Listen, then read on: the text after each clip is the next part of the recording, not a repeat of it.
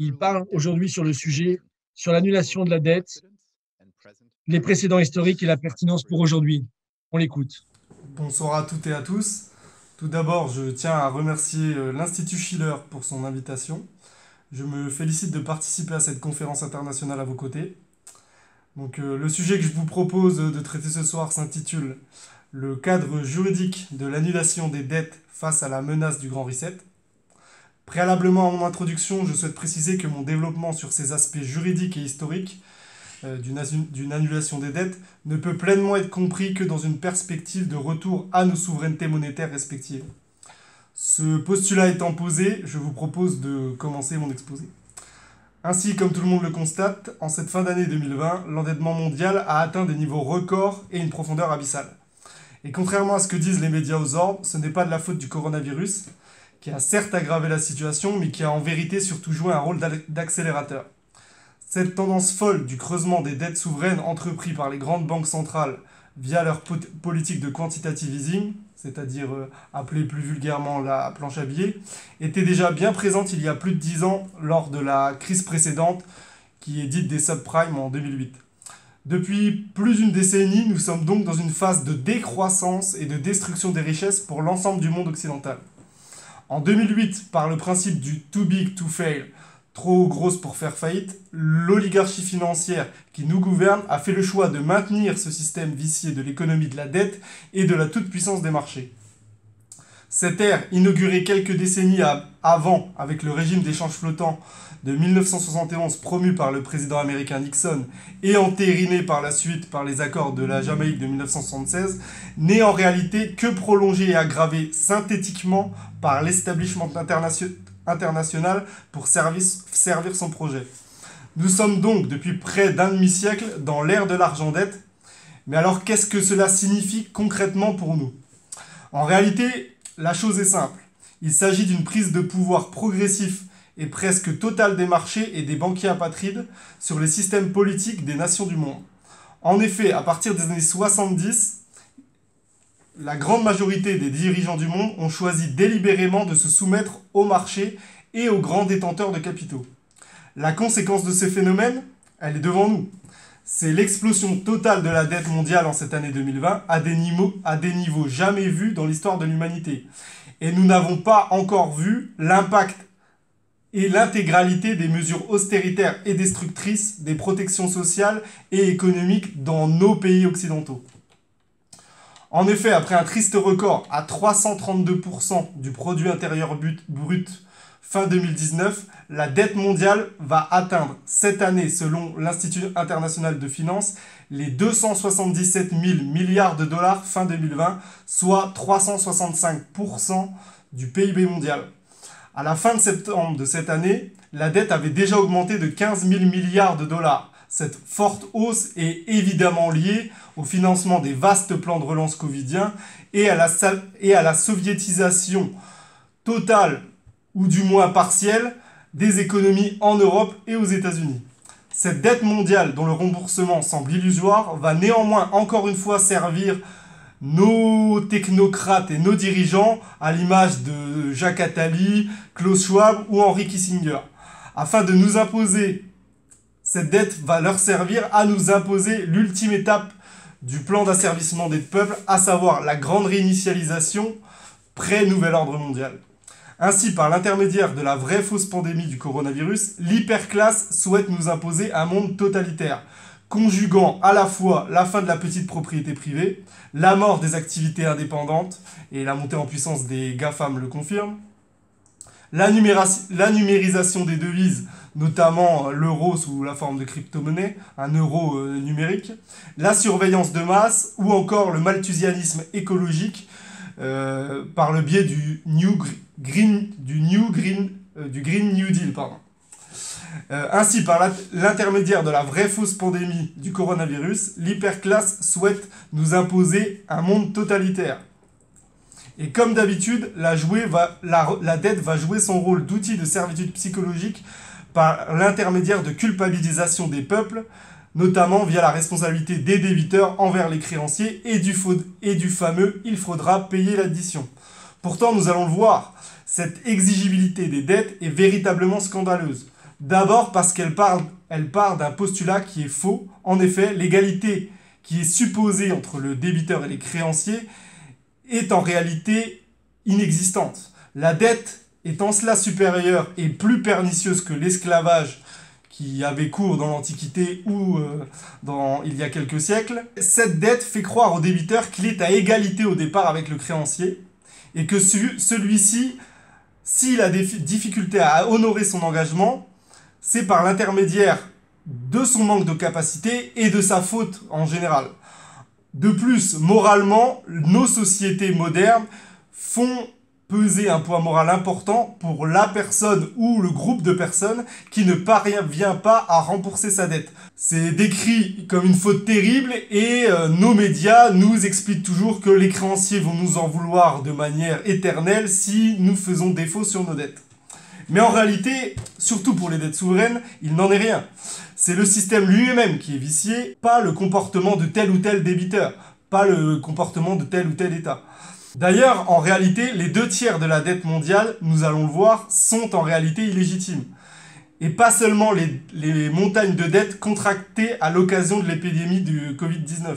En effet, depuis la toute-puissance des banques centrales indépendantes, que l'on peut situer pour nous Français à partir de 1815 et globalement dans l'ensemble du 19e siècle, le système actuel qui est géré par les banques centrales indépendantes va chercher à conquérir toujours plus de territoires et à vampiriser les richesses des nations du monde. Et nous pouvons voir que au fil des décennies et à mesure que le 19e siècle s'est écoulé, des critères juridiques ont été élaborés par plusieurs nations et par divers juristes internationaux, essentiellement par le monde anglo-saxon et plus particulièrement dans le monde américain.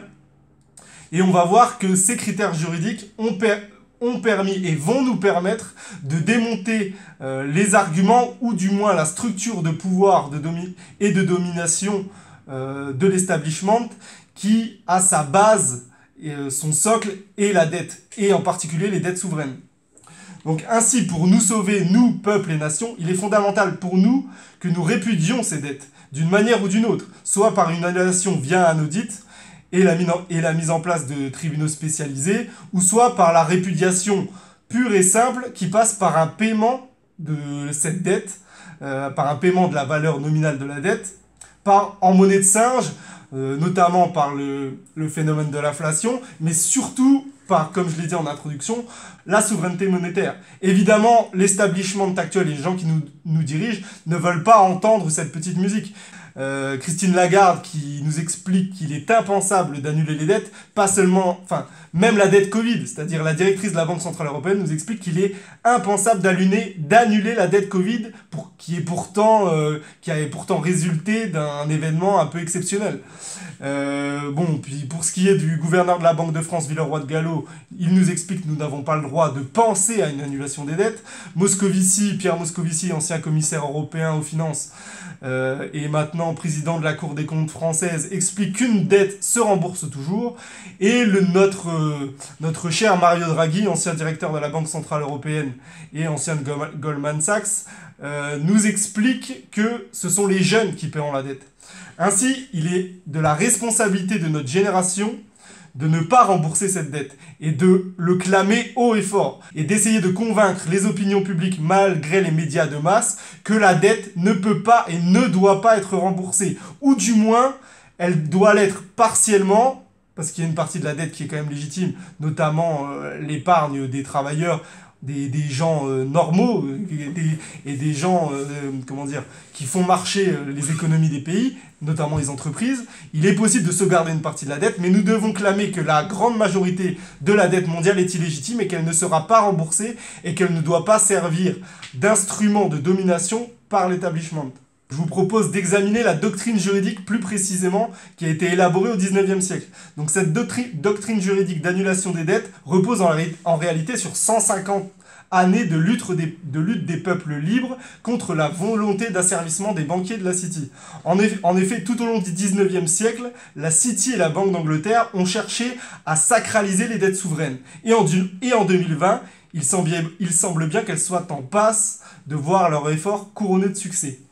Nos élites corrompues, comme nous l'avons vu, nous explique à longueur de journée que les dettes d'un État, débiteur immortel, doivent impérativement être remboursées. En réalité, rien n'est plus faux. D'ailleurs, l'histoire nous enseigne le contraire. Pour citer le regretté David Graeber et son fameux ouvrage Dette 5000 ans, 5000 ans d'histoire, on le sait pour ceux qui s'intéressent à la question, les souverains les plus sages de l'Antiquité ont tous procédé à des annulations de dettes. D'Hammurabi à César, mais aussi après nos grands rois du Moyen-Âge ou de la Renaissance et de l'époque moderne, comme Saint-Louis ou Louis XIV. D'ailleurs, en France, les exemples historiques de répudiation ou d'annulation de dette sont très nombreux. Et le dernier épisode d'annulation de dette sera le fait de Napoléon Bonaparte en 1808 par l'intermédiaire du décret dit infâme. Mais il est vrai que ces exemples français, en tout cas, ne sont pas forcément transposables à notre époque moderne, où le souverain est beaucoup moins fort et souverain, on va dire, même si on avait n'importe qui succéderait à Emmanuel Macron chez nous en France, il n'aurait peut-être pas la capacité de prendre à sa charge une annulation de dette, en tout cas de la manière dont les souverains le faisaient il y a 150 ans. Ainsi, le droit international va faire émerger au fil des décennies plusieurs jurisprudences foisonnantes qui nous viennent en particulier du monde états-unien, des États-Unis d'Amérique. Donc en effet, ce sont de toute manière les Américains en premier qui ont fait une révolution pour se libérer de la tutelle financière de la banque et du roi d'Angleterre, et ils vont donc être les plus prolixes pour réglementer les annulations de dettes.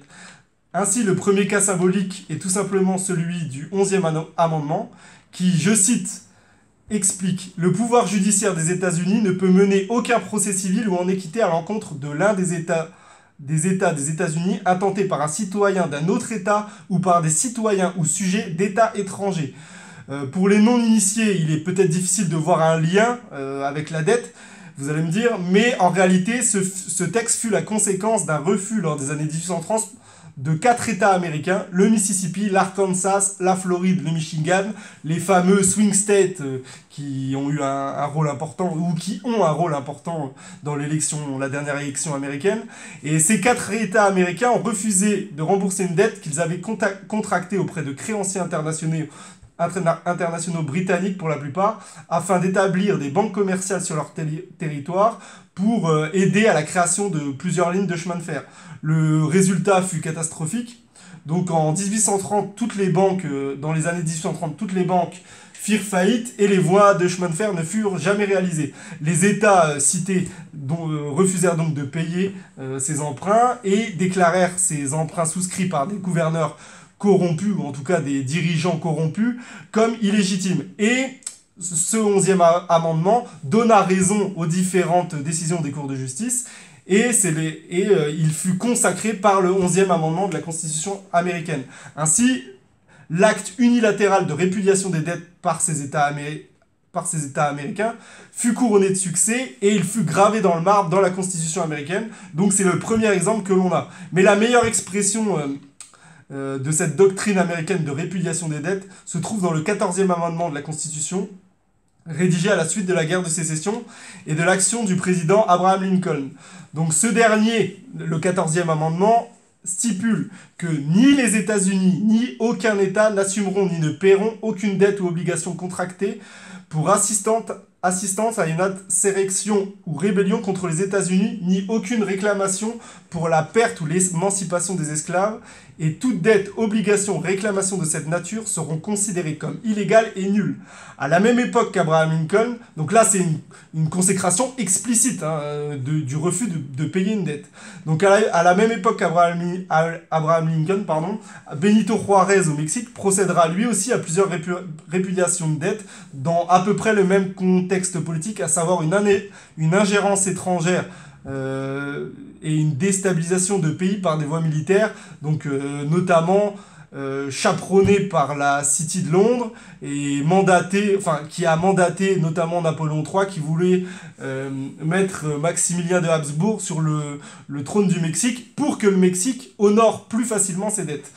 Donc vous voyez que la dette était un thème central. On peut aussi également citer le cas du Venezuela, qui est très intéressant, car en refusant de rembourser les banquiers de la City, c'est toujours les mêmes, ce petit État du Venezuela, permettra au juriste argentin Luis María Drago d'élaborer une première doctrine qui énonce un principe, ce principe est le suivant, selon lequel la dette publique ne peut donner lieu à une intervention armée et encore moins à l'occupation physique du sol des nations américaines par une puissance européenne.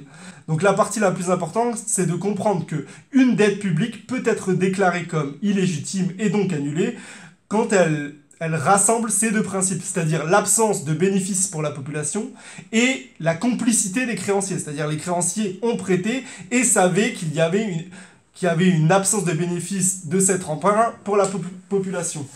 Cette doctrine sera officiellement consacrée avec l'arrêt de la Cour suprême des États-Unis présidée par l'ancien président américain William Howard Taft qui opérera un arbitrage entre le Costa Rica et la United Fruit Company. C'est l'affaire du dictateur Tinoco qui renversa un régime élu démocratiquement au profit de cette firme, la United Fruit Company, et en même temps de la Banque Royale du Canada, donc c'est les intérêts de la City. Cette affaire donnera lieu plus tard à l'expression très connue quand on qualifie un régime ou une république de république bananière. Donc tous ces points seront repris dans leur ensemble au XXe siècle par le juriste tsariste Alexander Sak, qui fut bouleversé par la révolution bolchevique de 1917 et qui chercha à protéger au maximum les créanciers tout en acceptant ces deux cas cumulatifs d'annulation d'une dette. Donc sa doctrine réaffirma notamment la règle de continuité des obligations de l'État en droit international, tout en confirmant les deux points de vue, les deux points réglementaires vus précédemment et les qualifiant comme légitimes pour procéder à l'annulation des dettes. Ainsi, le droit international pose clairement des notions de limite à l'exigibilité des dettes. Actuellement, il n'est pas nécessaire de procéder à une démonstration complète pour constater que les emprunts étatiques ne servent pas les investissements productifs et la création de richesses concrètes. Bien au contraire, les politiques des banques centrales indépendantes, la Réserve fédérale, la Banque centrale européenne, la Bank of England ou la Bank of Japan ne visent qu'à soutenir les marchés dans leur course au profit infini. Le non-effondrement des marchés en 2020 et les records de valorisation boursière que l'on constate avec le dépassement des 100 000 milliards de dollars réalisés il y a quelques jours ne servent qu'à enrichir l'hyperclasse en attendant que le château de cartes s'effondre sous leur contrôle et dans leurs intérêts. Ainsi, pour sortir de ce système, il nous faudra, dans nos pays respectifs, procéder obligatoirement à un audit qui sera nécessaire pour d'abord connaître l'identité de nos créanciers et dans quelles conditions et dans quels objectifs nous avons souscrit ces emprunts. Nous devons ne pas oublier la souffrance de nos frères grecs qui, après avoir été saignés par la Troïka, ont vu leurs services publics détruits, leurs biens nationaux bradés et leur taux de mortalité exploser en seulement quelques mois après les consignes et les remèdes formulés par la Troïka. Les Grecs sont en train de mourir parce qu'ils ils continuent à payer leurs dettes. Nous ne parlerons même pas de l'Afrique et du continent sud-américain qui subissent cet état de fait depuis des décennies et qui servent de laboratoire à l'hyperclasse. Enfin, je souhaite conclure mon propos un peu long pour paraphraser le célèbre leader burkinabé Thomas Sankara, luttant lui aussi contre la dette du tiers-monde, imposée dans les années 80, notamment par les plans d'ajustement structurel du FMI. Si nous ne payons pas cette dette, nos créanciers ne mourront pas. Par contre, si nous continuons à obéir et à tout faire pour la payer, nous mourrons. D'ailleurs, derrière le grand reset se joue véritablement notre survie. Dans les semaines et mois qui viennent, si les peuples ne prennent pas conscience que la dette est le problème fondamental qui nous est posé, nous sommes définitivement condamnés. Car ne nous trompons pas, les défauts, les faillites, les chômeurs et les vagues de suicides arrivent cette fois de manière certaine, et pour surmonter tout cela, il est fort probable qu'on nous demande, qu'on nous oblige à nous vendre, dans tous les sens du terme. Il revient donc à notre génération de briser ces chaînes de l'usure et de la dette, notre liberté en dépend. Je vous remercie pour votre attention et je me ferai un plaisir de répondre à vos questions dans quelques minutes, s'il y a des questions. Merci pour votre attention.